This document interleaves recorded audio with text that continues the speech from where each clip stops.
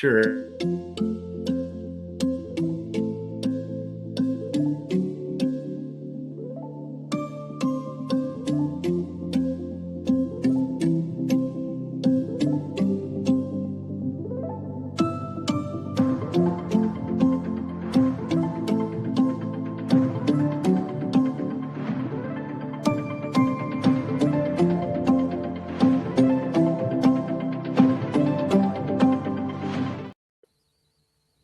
Hey, good morning, everybody. Happy Friday.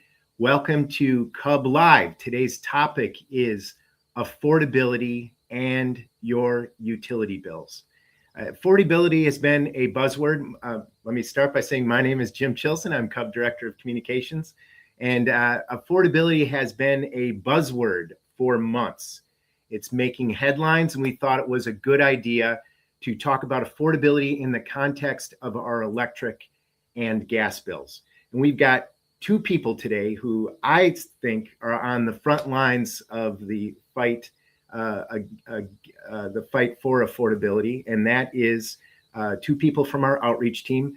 Matt Harvey from Cubs, he's Cubs program manager, excuse me. And we've got Zoe Husband, who is Cubs carbon-free buildings coordinator. Welcome, Matt and Zoe. Hey all, thanks very much. Excited to dig into some of this stuff. Yeah, this is a great conversation. So just a couple of headlines that I saw just today, just checking the headlines. The average long-term U.S. mortgage rate climbed this week to its highest level in more than 3 months, a setback for prospective home shoppers during this spring home buying season. Inflation held firm last month, but the war with Iran could change that.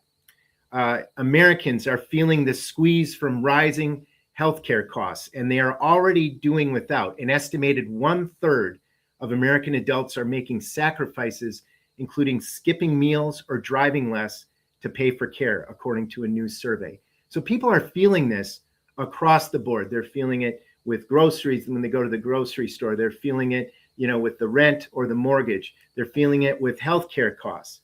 And I'm wondering, Matt and Zoe, you're part of the outreach team. You hold hundreds of events every year across the state of Illinois. I don't know how you do it, but I'm wondering, do you, as members of the outreach team, when you're going to all these events, are you hearing from people at events that they're concerned about affordability? Oh, for sure. Yeah, it's without a doubt. It's like, regardless of the type of event that we're hosting, it always gets brought up. Like, my gas bill is going up, my electricity bill is going up. It could be a solar event, could just be a resource fair. But like, I would say, I don't know, like 75% of the questions that we get are somehow tied into like, how can I make my bill more affordable? What are these charges? Like, all those kinds of questions. Like, what have you been seeing that too, Zoe? Oh yeah, definitely. I would echo that sentiment. I would say that's the most common thread across all the different types of events that we do is concerns related to affordability. So it's definitely like at people's front of minds, 100%. You're muted, Jim. Okay, I owe you $1 for every time I do that. So deal. $5 in this economy, inflation. Yeah. So I said at the beginning, we talk about, people are feeling it with groceries, with the rent, mortgage, with healthcare. And now, of course, it seems like our electric bills and our gas bills are going through the roof. What's going on with our electric bills? That is a loaded question for sure. There's a lot to unpack here. I'll maybe get us started here and try my best without getting too in the weeds. But really, for our electricity bills, it boils down to data centers. Data centers have been driving up our costs significantly. So I'm gonna try to explain something called capacity here, which tag in if I'm dropping the ball here, Cub friends. But essentially, our grid operators, which we have two in Illinois, there's PJM for Northern Illinois, and then there's MISO for Central and Southern Illinois. Our grid operators, the folks who essentially run the day-to-day operations of electricity being on the grid, getting to our homes, need to buy something called capacity, which is what we pay energy generators in advance to have energy online during the hottest days during the summer, for example, or just days where we have the most demand. And they do this through something called a capacity auction, which is typically done a year in advance. So if we did a capacity auction for 2024 to 2025, that'd be done in 2023. And I'll use PJM as an example. They did some capacity auction. Well, they're always doing it, but typically the price has been about like $28 per megawatt day. And this started in like 24 to 25. That's what we saw, about $28. But then the 25 to 26 cycle jumped up to $269 per megawatt day. So the 25 to 26 cycle was done in 2024. This happened again in the 26 to 27 cycle. It went up to $329 per megawatt day. And then for 27 to 28, the most recent capacity auction, it went up to $333 per megawatt day, which doesn't, it's hard to like, I think it seems arbitrary with these numbers. It's hard to put this in perspective, but there is an analysis that was done of the past 3 capacity auctions in PJM.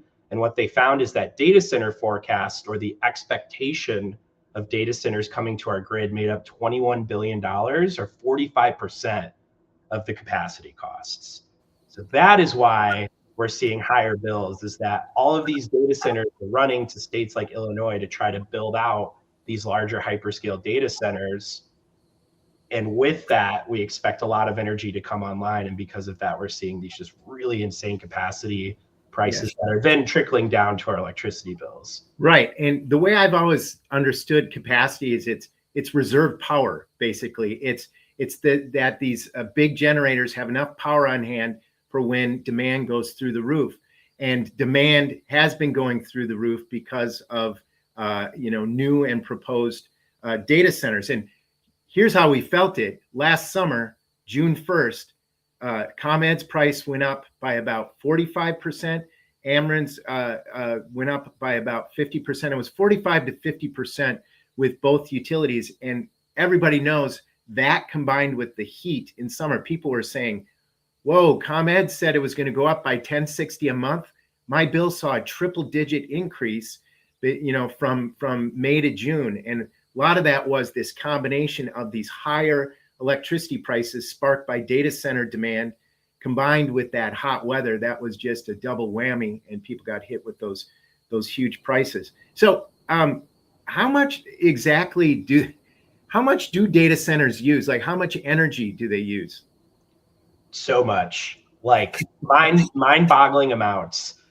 So I have some data here. The most recent year for like total data center usage is 2023, and it was 176 terawatt hours of electricity, which, if you do like the back of the napkin, that comes out to about 16 million homes worth of electricity. And these things can use 100 megawatts or more of power, which in some of the bigger examples, like there's one that was proposed in Minnesota, I believe last year. It was an Amazon data center, and it was expected to use 600 megawatts of power, which comes out to about 180,000 homes worth of energy. So these things are using like small cities to mid-sized cities worth of energy, just one facility.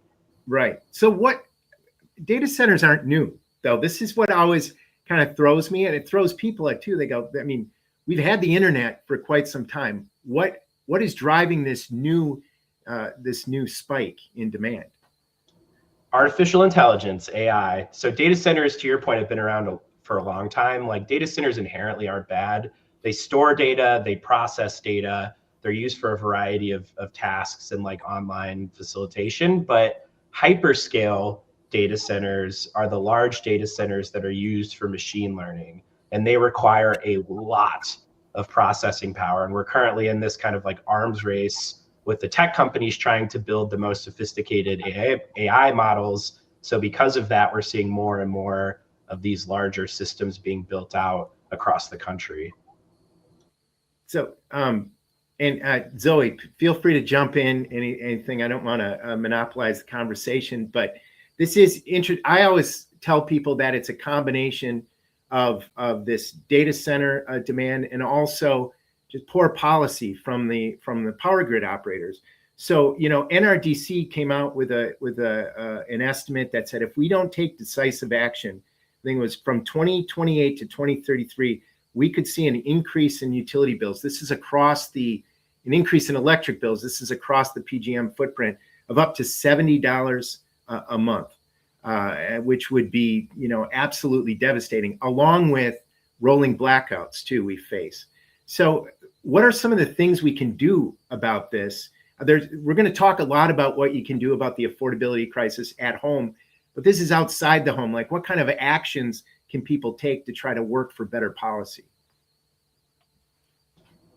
I think there's a couple different things. I think what makes data centers and capacity and all of this stuff complicated is there isn't one particular venue that can fix it all, right? There's multiple places where like reforms need to happen in order to ensure that we're fixing this problem. I think in my mind, it's local action, it's state action, it's federal action, and then it's grid level action. And we can get lost in the details here. So maybe I can like do some like high level bullet points, like where folks can plug in on these different venues. Locally, showing up to your city council meetings when a data center does court your local elected officials, I think is super important. Zoe and I were actually just in Aurora 2 weeks ago, listening into a city council meeting about an ordinance that they're proposing to kind of like rate in data centers. So that in a lot of ways is kind of the front line for this work. So encouraging folks just to like, if you hear a data center's coming to your town, show up to the city council meeting, show up to the committee meetings. Like, these things are really important, at the very least, to just like get a sense of what's going on, but also to give your 2 cents and fight for ordinances that are a little stronger than what might already be on the books. And that's also the big issue with this is, Moore's law or whatever, technology is moving at exponential rates. So our policy hasn't really caught up to what data centers are doing right now. So you need to work with your local governments to try to set up some better protections. On a state level, we have the Power Act. CUB and our friends at the Illinois Clean Jobs Coalition have proposed a bill called the Power Act that does a lot, but some just kind of like high level points on the Power Act. It would stop data centers from cost shifting. So when a data center comes to town, because they are so big, oftentimes there's infrastructure upgrades that are needed to host these data centers. And as it stands, us as the consumer pays an unfair amount for those infrastructure costs. And the Power Act would kind of shift that to make sure that the data centers are paying that. Data centers, on top of using a lot of electricity, use a lot of water. So there would be some water transparency stuff baked into the bill to make it so they need to report how much water they're using. It would require them to put money into a like energy fund that helps pay for programs like LIHEAP and air monitoring program as well. It would create some really strong kind of like carrot and stick incentives to have them bring clean energy to the grid to meet their own power demand with clean energy to help Illinois keep on track with our climate goals. A lot of stuff in there. Those are like just a handful of points. So strongly encourage folks to look more into the Power Act, talk to your elected officials, because I think this is a really big way to start the reforms to prevent what the Natural Resources Defense Council study that you mentioned, Jim, to prevent that $70 being onboarded to consumers. I think we can pass the Power Act and prevent that. On a federal level, there's the Power for the People Act. That's kind of similar to the Power Act. It would prevent cost shifting and would create some federal protections. And then, of course, at a grid level, there are some ways that you can get plugged in, specifically at PJM. Our colleague Clara Summers, super big shout out to Clara, runs our Consumers for a Better Grid campaign, which is forabettergrid.org. And she's doing a lot of work at PJM to create some more transparency there, because right now it's essentially like ran by utilities and fossil fuel interests. So helping her and supporting that work is equally important. So I know I just rambled there. I'll pause, but lots of venues to get engaged with this work. So man, you are on your game today, man. You've had your Wheaties or something. You were on a roll there. Zoe, did you want to say something? I didn't mean to. Yeah, I would just echo Matt's sentiment of educating yourself about data centers and their energy impacts, and also just getting involved at those different venues that he mentioned. Make your voice heard. We also are a part of the Illinois Clean Jobs Coalition at CUB, and we usually are able to go to Springfield to talk to legislators once a year about why, as constituents, members of our local communities, we think these legislations are important and should be passed. So if that's something you feel strongly about, would also encourage you to tap in to just get that face-to-face time with your representative or your senator. It's definitely an impactful way to show that you care about these issues and you want to see meaningful legislation be passed. Yeah, excellent point. Excellent point. And a really easy place you can go to take action is cubactioncenter.com. We've got both what Matt was talking about, the Power Act and the Power for the People Act. It's kind of confusing because they have very similar names, but we have links on at cubactioncenter.com where you can send a message to your legislators or to Washington telling them to pass that legislation. And as we also, we're going to, as Zoe talked about, communicating with legislators, that's a really easy way to do it. Calling your legislators is important. If you see them in public, talking to them in person, but also sending messages at cubactioncenter.com can be really helpful. And I double that shout out to Clara. She has done amazing work. A lot of people, I hadn't even heard of PJM when I first came to Cub. And a lot of people, I think, haven't heard of PJM, but they're hearing about it now because it has such an amazing impact, such a crucial and critical impact on our electric bills. And we're seeing it now because the policy hasn't caught up to the problem of data centers. We haven't even talked about gas bills. We're going to get into that because gas bills are a hot mess. Nicor and Peoples Gas are asking, actually Nicor, North Shore Gas, and Peoples Gas are asking for, it's about $437 million in higher delivery rates right now. Plus, gas prices are going through the roof. Nicor's gas price, the price that you pay for the actual gas, is up about 29% from last year. Peoples Gas's rate is about the same as it was last year, but that's up about 20% from 2 years ago. So we're getting hit with a double whammy here, that we're seeing people are getting hit on the delivery side of the bill because these gas utilities in recent years have been on a spending spree. And on top of it, we're seeing the supply market, the market for gas, go out of control, get really high. That's not just because of the war in Iran, which also threatens to cause problems with the gas market. Before that, it was about gas producers and marketers exporting a lot of gas out of the United States to other places, and that had caused lowering supply here, which causes prices to go up. So what can you tell me about, can you add to what exactly is going on with our gas bills, and what can we do about it?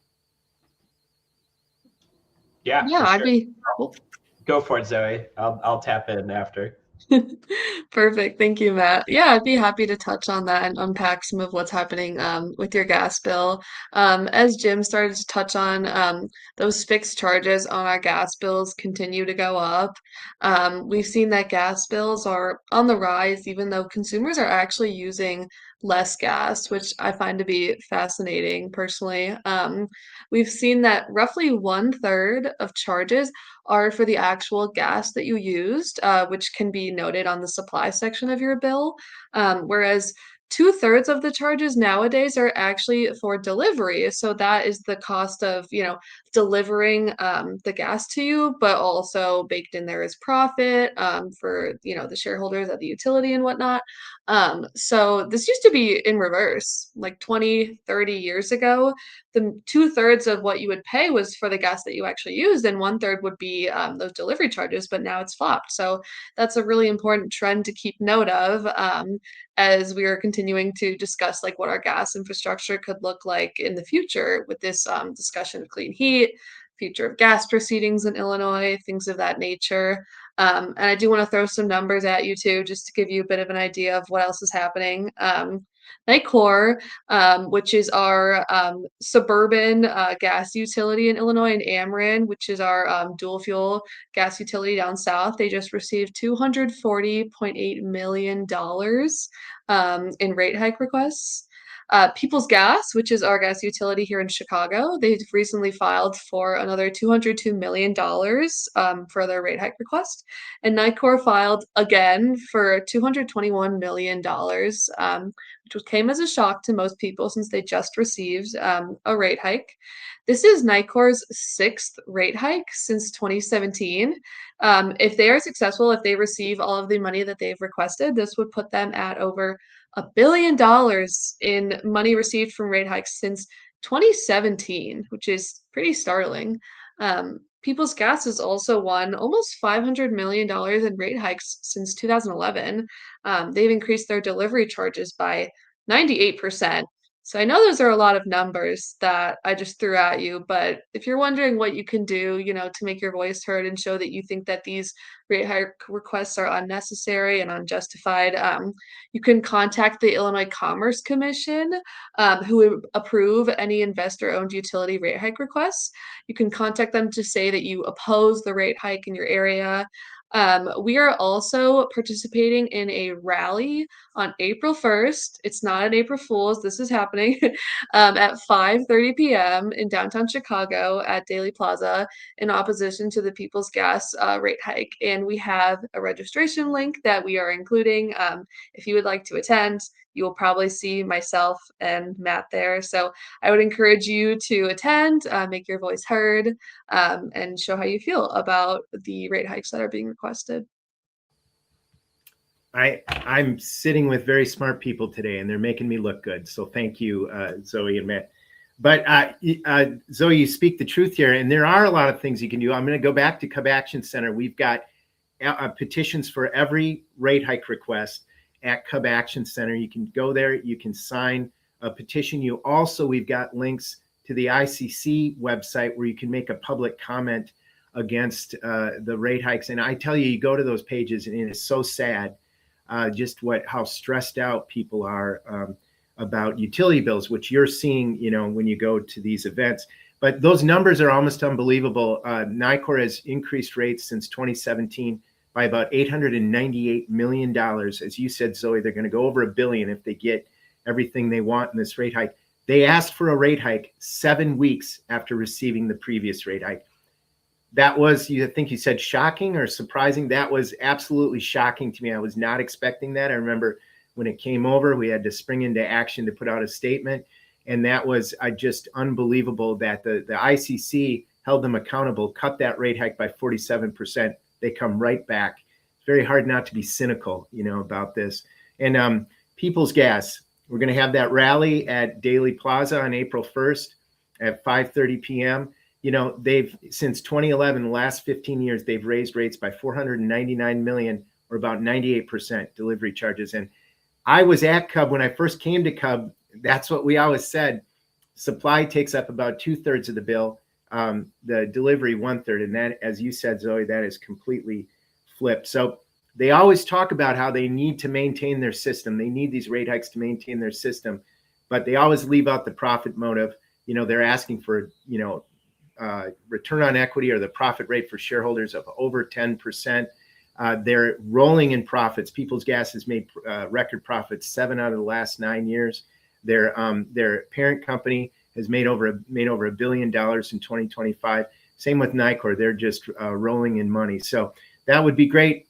Please go to ComEdActionCenter.com. Even better, come to that rally on April 1st to talk about Peoples Gas bills. So let's talk about what we can do. You don't have anything else to add about the rate hikes, the gas or electric market, what's going on right now? Just stay engaged. Like, as people are probably hearing in real time, these are complicated issues, and we're up against some really powerful interests. So people who are tuned in today, if you want to get more engaged, stay in contact with CUB, talk to your local elected officials or decision makers, like the Illinois Commerce Commission, who's the arbiter of things like rate hikes. We need all the help we can get. So if this is something that, upsets you and you want to get more involved, please do. There are a lot of different venues that you can help us out with. And, talking to, like you said, making sure you're sending a message to the ICC, talking to your local officials, to state legislators, to federal officials. They need to see that real people are being impacted by these rate hikes and these policy shortcomings. The other thing is there is a connection between data centers and the gas prices. Part of the reason gas prices are going up is because of heightened demand, and part of that is because when there's more demand for electricity, which is being sparked by data centers, the energy system depends more on gas-fired power plants, and so that is another reason data centers are actually helping to make our gas bills go up also. So we talked about what you can do, how you can take action, how you can be an activist and talk to your officials in the state and locally. What about things you can do at home? We've come up with a list of do's and don'ts, and what are some of the do's that we should be doing at home to kind of lessen the impact of these higher energy prices? It's a good question. I think energy efficiency is one of the best things that you can do because it's often low to no cost. To my wife's chagrin, I do not wear a tool belt at home. Unfortunately, I'm getting better. I am getting better. But there are things that I have done. We just moved into a condo. I guess it's going on 2 years now, but I did some initial weatherization, and I was a little daunted by the task. I was like, I can't do this. But I totally did, because I just went online and I searched DIY weatherization on YouTube and found some really good tutorials. Watched those tutorials, ran to the hardware store, got the stuff, did what I needed to do, and it was a little bit easier than I thought it would be. And I think for me personally, weather stripping has made the biggest impact because I live in kind of a funky building. It's an old warehouse, and we have some of the original windows from the old warehouse, which look cool, but you could feel anything. If it's super hot, you hold your hand near the window, you could feel that. And windows aren't always the best bet for replacing. They can be really expensive and they have minimal impact. And there are some things that you can do to insulate those windows without needing to get completely new windows, right? And I think weather stripping is one of the better ways to do that. It's you get this kind of roll of weather stripping, you tape it to the window, you can pull it shut and it seals some of those gaps. And you could do the same thing for doors. We had this big gap in one of it's our front door actually, and I was weather stripped it, and you can't see the sunlight anymore peeking through that, and I don't feel the draft through my door anymore, and I feel like it had a really big impact because specifically with my front door, that's also where my thermostat is. So I had that cold draft blowing onto my thermostat, which was kicking on my heat, and it was reading colder than I think it actually was in my condo. So I was able to shut that down. So I think stuff like weather stripping, really affordable. I think it cost me $20 or $30 to do it all in. And I did all my windows and 3 different doors. And it took me an afternoon. So I think the results were great and it didn't cost a lot of money. And I felt good about it because I didn't think I could do it. I was able to do it. So I just real quickly add to that is I'm not very good around the house either. I married somebody from a family of engineers. I follow orders really well. And I can go on the internet and see, like you said, there are some great videos to show you how to do. And simple things. I think a lot of times people are just overwhelmed by the problem. We've got climate change. We've got bills going through the roof. They're overwhelmed by the problem. And also they don't think they can do it. And there's a lot of relatively simple things you can do, as you said, Matt, that can make a huge difference. Sorry, Zoe, you can go ahead. Oh, no worries at all. In terms of additional tips, I would also say make sure that you're programming your thermostat. So if it's the summertime and you can still feel comfortable and move the temperature up a couple degrees, that is a good tip for energy efficiency, and vice versa in the winter. As long as you're still comfortable in your home, you can turn the temperature a couple degrees down on your thermostat. That's something that I used to do at my previous home. I don't have a thermostat anymore, like a central one, because I live in a 60s Chicago multifamily condo building. But when I lived at my previous condo, I would work from home, right? And throughout the day, I would just take a peek at the thermostat and I'd be like, oh, I could turn it down a little bit. I could turn it up a little bit. So that's always, a good tip to consider. Something else that I didn't even know until I started working at Cub is your fan direction actually has an impact on your efficiency. So if you're using your fan in the winter time, make sure that the fan is spinning in the clockwise direction. And then in the summertime, make sure that it's spinning in the counterclockwise direction. This just has to do with the way that fans like push heat down, just to, make your experience as comfortable as possible. Keep that in mind, depending on the season. One last thing that I also like to tell people is unplugging your appliances when they're not in use. There's this thing called vampire power. So let's say your phone charger is still plugged into the outlet, but you're done charging your phone, you take it off. There is actually a small amount of energy that that charger is still using, even though it is not directly charging your phone. I'll be honest, I'm a little bit bad about unplugging devices when they're not in use, but that is a great habit to get into just here and there, especially when you're out of town too. Like if you know you're going to be on vacation for the next week, if you have a power strip, just flipping the switch to off is just a super good way to try and reserve a bit of energy if possible. The vampire power one, I think, is like one of the more interesting ones. And I've seen some studies where they estimate that like 20 to 30% of folks' energy bills come directly from vampire power, which apparently is being remedied with newer technology, is like accounting for that vampire load. But not everybody has the ability to get the latest and greatest tech. You know what I mean? So if you have some older appliances in your home, you're definitely experiencing the higher end of that vampire load. So to Zoe's point, unplugging those appliances, using a smart power strip, those things really do make a big difference. I think anything with an indicator light, is something that is sucking up power. And I've seen that those estimates as high as 20, 30%. I've also seen, 5 to 10%. If it's 5%, that's enough. That adds up, so simple things, like you said, just unplugging, turning off things, unplugging them can be really helpful. Don't unplug your refrigerator. I'm not saying that, but unplug, the coffee maker, things like that can be really helpful. So let's talk about let's talk a little bit about energy efficiency programs offered by your utility company. Are there good energy efficiency programs that can help people save money? There are quite a bit. Illinois is actually a pretty robust state when it comes to efficiency programs, especially demand response programs. So we've kind of been riffing on demand here for a little bit, especially with the data center stuff. We try to mitigate energy usage during those times where we're experiencing like the hottest days and everybody's cranking their AC. And there are some good programs that not only benefit like the grid, because we're trying to move usage outside of those peak times, but also our pocketbooks. It's kind of like the carrot and stick stuff. Hourly pricing being one of those programs. Technically, our energy prices, they change 2 times a year, once in the summer, once in the fall. And those are averages of the hour-to-hour prices of actual energy at that time. So every day our price of energy can change hour to hour based on demand. Typically during the mornings and late evenings, those prices are a bit lower, but like 1 to 7 p.m. is when we start to see more usage happen or more demand starts to build up there, which means that the prices get more expensive. And you're paying somewhat of an average of those prices.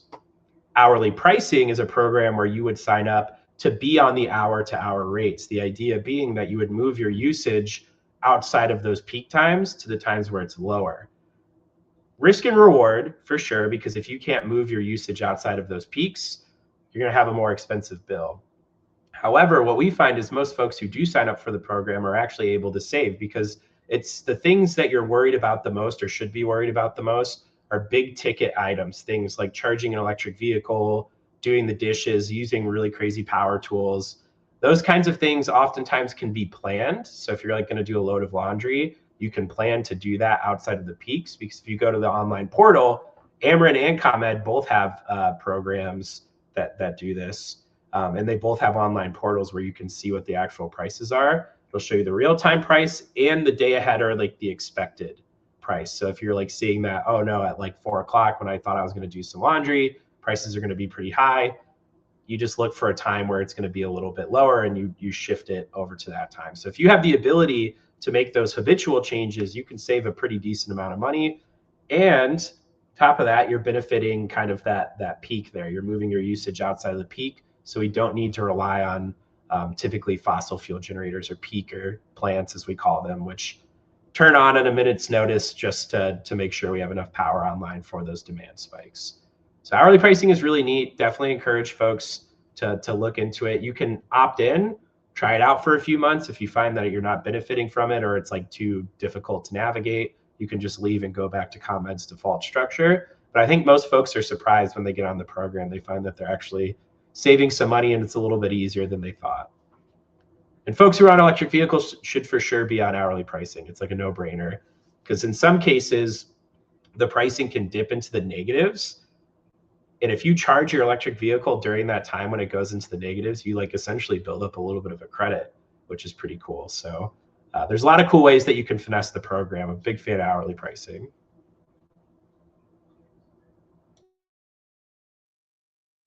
Yeah, another program that I would love to touch on is the new program available through ComEd called Delivery Time of Day.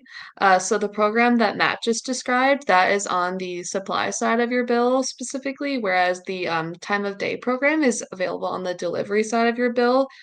So there's a distribution charge line item that you pay on your delivery side of your bill that is typically like a fixed rate. And then it's multiplied by the amount of kilowatt hours that you use during that billing period.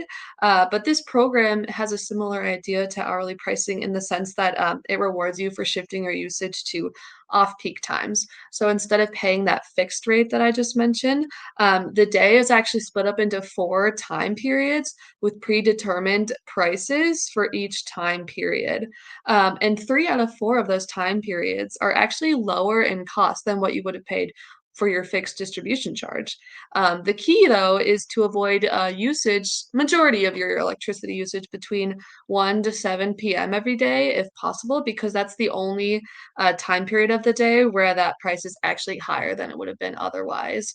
So it's a great program for someone who also is already interested in hourly pricing, because, theoretically, the times when hourly pricing jumps the highest is probably also going to be during that time period on delivery time of day where the price is also the highest between 1 to 7 p.m.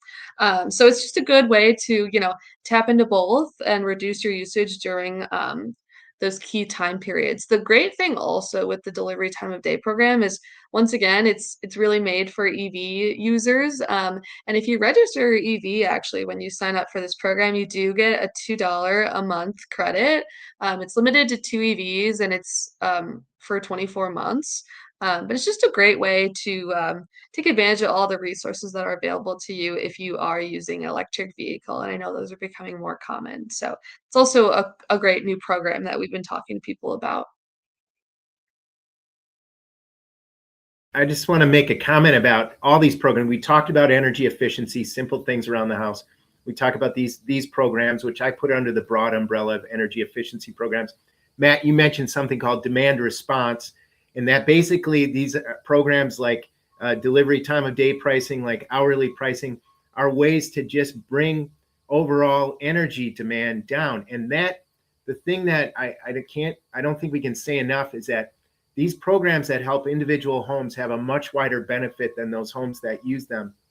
Because if you can reduce that peak demand, my God, that makes a huge difference in overall energy prices. It's a big, major thing that we need to be doing going forward is demand response programs, in addition to just basic energy efficiency around the house. But the benefit of those programs are always a lot more than just the individuals who actually use them, because it can reduce prices. So did we talk about peak time savings? I like peak time savings because if hourly pricing might be, maybe you're not quite comfortable yet with going into having a program where your electricity price can change on an hourly basis. Maybe delivery time of day has a little more certainty. You might like that. And like Zoe said, it's on a different part of the bill. But what I love is that peak time savings is everybody could sign up for peak time savings. I wonder if you can elaborate on that. Yeah, peak time savings it's the all carrot, no stick version of hourly pricing. The idea is still the same. To your point, Jim, it's to reduce demand overall, but it's designed for folks who might not be able to take advantage of hourly pricing for whatever reason that might be. And the way it works, to like oversimplify, is that they call these events during the summertime, and they'll be like, hey, Mr. Harvey, from 2 to 5 p.m., use less than you typically do. And if you do, you get about $1 per kilowatt hour saved. If not, nothing happens, all carrot, no stick. So it's a good way just to be aware of when these demand spikes are happening, just to have that like grid benefit. And then two, it's also a good way to save a little bit of money. It's not going to make or break your bill by any means, because it depends on how much you're actually saving. But the best part is that you're just aware, and you can get a couple bucks for kind of throwing your hat in the ring and trying to reduce that overall demand. And you can be on peak time savings and hourly pricing at the same time. So it's a no-brainer. Everybody who's listening in right now should be on peak time savings. And then if you're wanting to dig in more, looking into hourly pricing or an Ameren Power Smart pricing, which is their version of that program. If you become more experienced on demand response and energy efficiency, you may reach a brick wall with peak time savings where you can't get as much benefit out of it because you've already made your house so energy efficient. But it's still a good program, again, to dip your toe into demand response. And Zoe, I'm sorry if I cut you off, if you wanted to say something. I do want to. I know this is gonna excite you that I'm saying this, Zoe, because you have preached to me to say this. But we've got Julian on here, who's a great volunteer, and he made a comment: start your process of electrification now. And what we always say is, these are the big steps before you actually electrify. Electrify can help you, get the most energy efficient way to heat your home. But before you do that, you have said to me multiple times, we've got to drive home the fact that energy efficiency is your first step. It opens the door to other improvements. And I'm wondering if you could elaborate on that, Zoe. Yeah, no, it's definitely something that Matt and I have talked about and something that I have learned a lot about since my time at Cub. The reason that we emphasize energy efficiency before electrification and just energy efficiency point blank period is that it helps you minimize your energy load in your home and save as much money as possible before you start the electrification journey. So, for example, just to give you some context, gas furnaces are typically actually like much oversized compared to your energy needs. Heat pumps, though, they have to be sized like pretty exactly to match your energy load. It's part of why they're, so efficient. So if you are interested in purchasing an air source heat pump, for example, which transfers heat between the air inside your home and the air outside your home instead of burning a fossil fuel like a gas furnace would do, they're measured by like tons. So let's say your energy needs, maybe you need a 5-ton air source heat pump, right? But if you're able to possibly make energy efficiency improvements in your home, you could theoretically reduce the size of heat pump that you need in your home, therefore saving a bit of money on upfront costs. And of course, just saving money within operation all year long. So that's part of why energy efficiency is so important for electrification and just in general for anybody's home. This is like electrification and solar. Like to your point, Zoe, just like being energy efficient saves you money.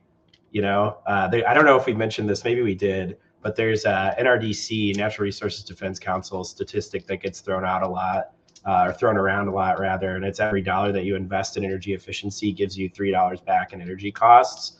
So you're making an investment to saving some money. And then on top of that, like if you're getting solar panels, for example, if you're using less, you get to buy less solar panels, so it makes it cheaper. And the same is true for electrification, to Zoe's point. So it's the start of any journey that's related to your utility bill, in my opinion. Yeah, I'm glad you brought up that stat because it just shows how energy efficiency is such a great deal. It just makes sense. It makes sense. So you mentioned solar. We talked about electrification. We talked about solar. We touched on that. But there's another program out there, which is another is to consider signing up for community solar. Can either of you explain what community solar is and what the benefit is? Yeah, I'd be happy to.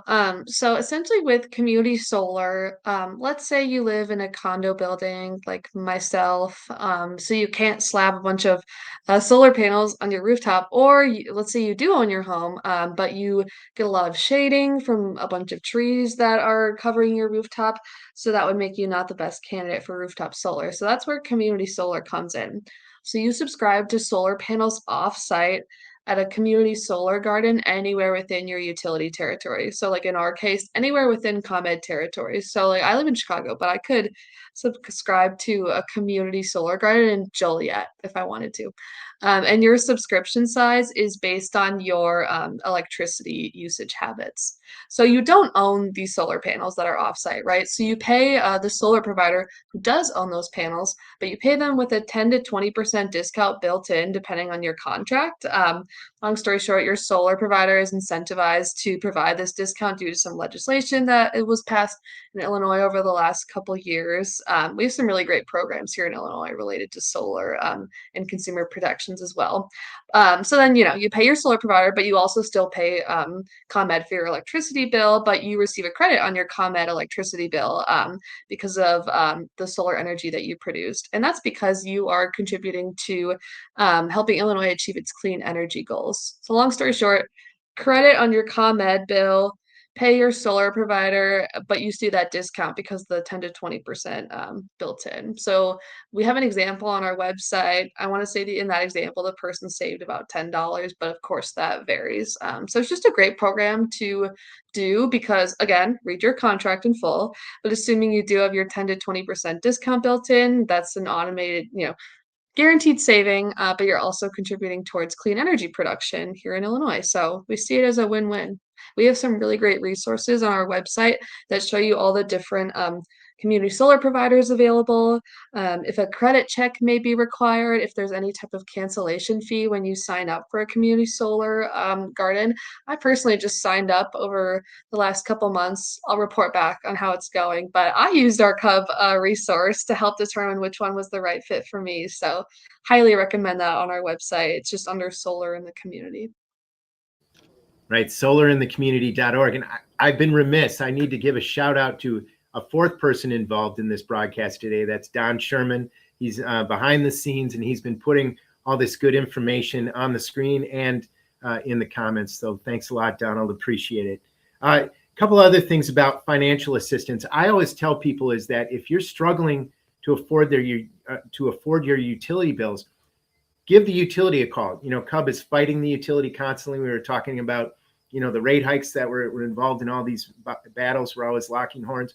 But we do tell people, if you're struggling, keep the lines of communication open with the utility. One of the things you can always ask is, do you know of any financial assistance programs available? Number one. Number two, can I get involved in a payment plan that will give me a longer time to pay off the debt? It's just so important to keep those lines of communication open, as frustrating as the utility can be to communicate with.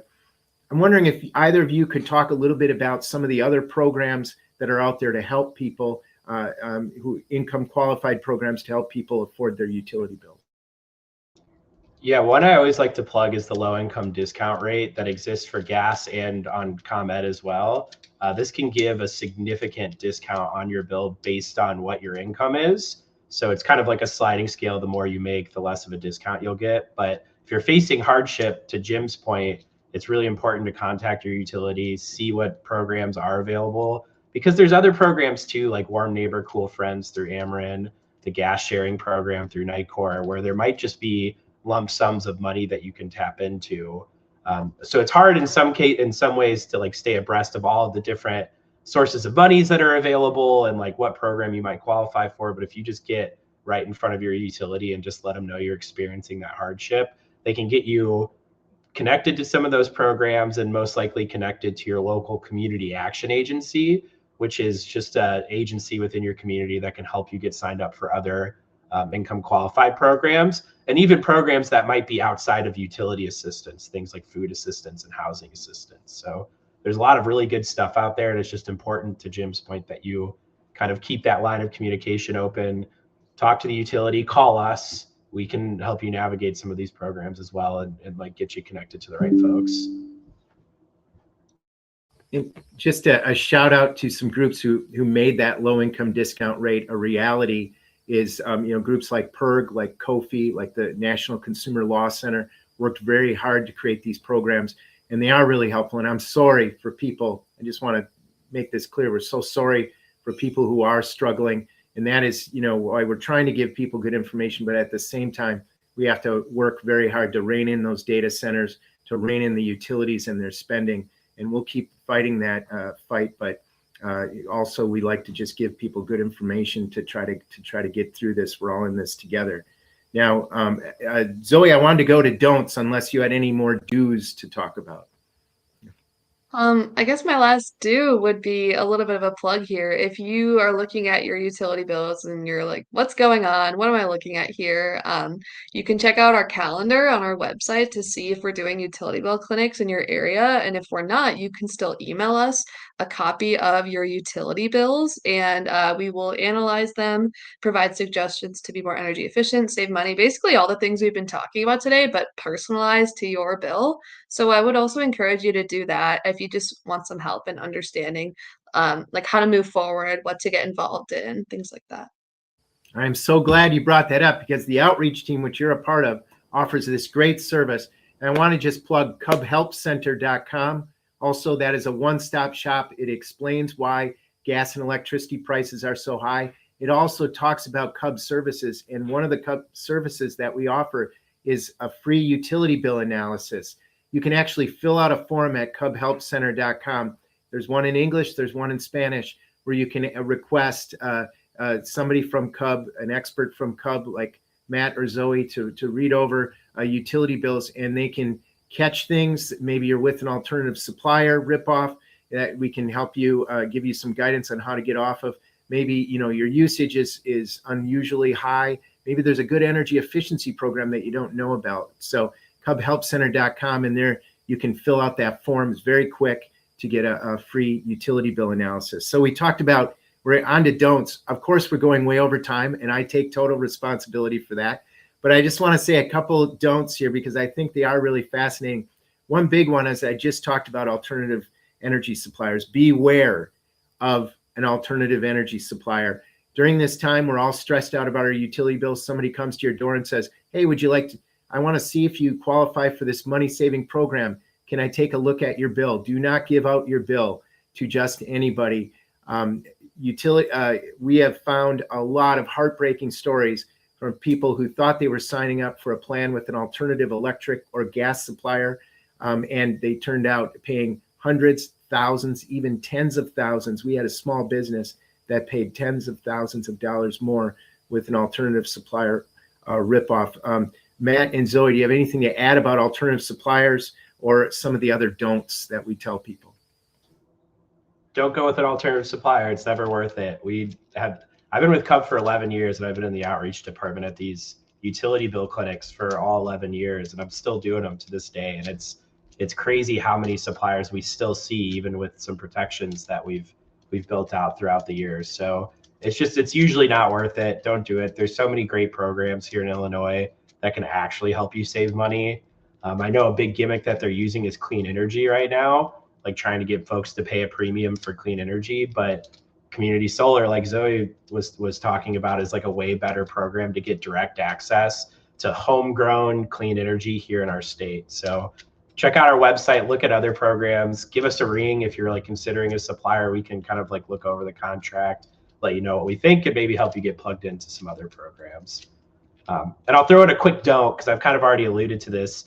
Windows, don't get new windows if you can help it. Like you could do the things like weather stripping to improve that. But a lot of times when folks do these things called energy audits, which are really in-depth assessments of your home, they'll take an infrared photo of your home during the winter to see where the heat is leaking. And most folks are like, oh, it's for sure coming out of my windows. But when they take that photo, what they see is it's actually coming out of the roof, because heat rises. If you don't have good insulation in your attic, that heat's just going to leak right out. So there are better, lower cost methods to insulating or weatherizing your home than jumping immediately to windows. Sometimes you need windows. Like sometimes it's just got to happen. But a lot of times Windows salespeople will try to be like, you for sure need to get new windows. Don't even think about insulation. That's where the leakage is happening. But talk to some professionals first, look into insulation. I think that has a bigger impact on your home's weatherization and building envelope.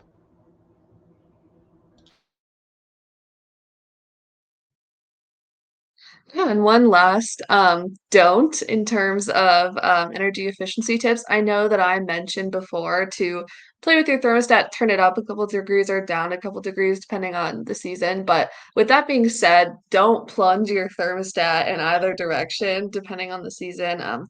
Energy efficiency is it's about keeping your home as efficient as possible, but it's also important that you're comfortable in your own home.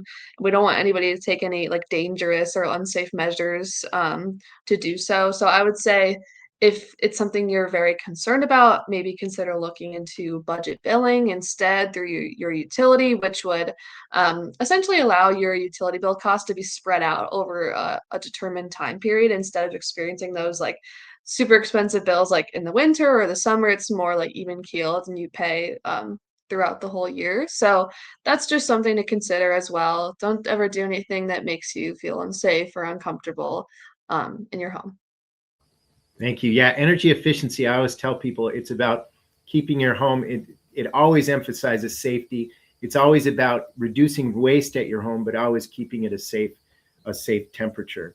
And about, we do get pushback sometimes from people about alternative suppliers. They say, hey, I want to sign up for this green plan. I don't mind spending a little more for a green plan. We always tell people it's totally fine if you want that choice.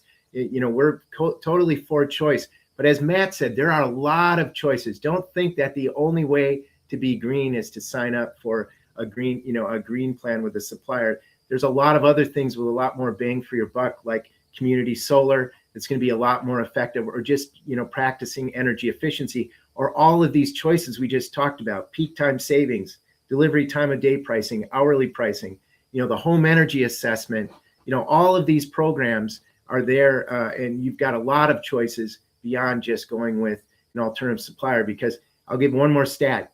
Alternative electricity suppliers, Illinois consumers over the last decade have lost $2 billion to alternative electricity suppliers. I've talked to so many people who have so many sad stories. So anyway, this has been a great conversation. Thank you. And I'm sorry it went so long. We're about 3 minutes before the top of the hour. But I just want to thank you, Matt and Zoe, for all your work. It's tough out there. People are having a hard time affording their bills. We're having a hard time affording our bills. We're all experiencing these high prices. And I just really appreciate the work you do. I wonder, do you have any parting words for consumers before we end? Always fun talking with y'all and sharing this info with consumers. And shameless volunteer team plug, if you're interested in getting more engaged, I help run the volunteer team at CUB.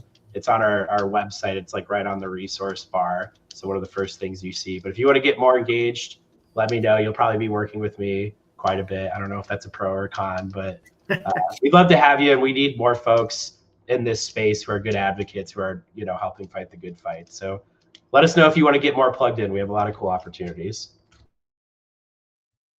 Yeah, the last thing I would say is stay educated on all these programs and happenings because knowledge is power. That's super important. Also, don't be afraid to ask for help. That's literally what we're here for. So there's no need to ever be embarrassed. If you want to reach out to us, take advantage of our free resources, our hotline that's free. So yeah, don't be afraid to reach out. As Zoe said, knowledge is power, but not the kind of power that raises your electric bills. So it lowers your electric bills, actually. So listen, this has been CUB Live. We've been talking about affordability and your utility bills. We wish you a good day. Always go to our website, citizensutilityboard.org. It's a great free resource. If you ever have a concern or a complaint about your utility bills, you're getting nowhere with the utility, give our 1-800 number a call, 1-800-669-5556. We wish everyone a lovely day. Take care, everybody. See you, everybody.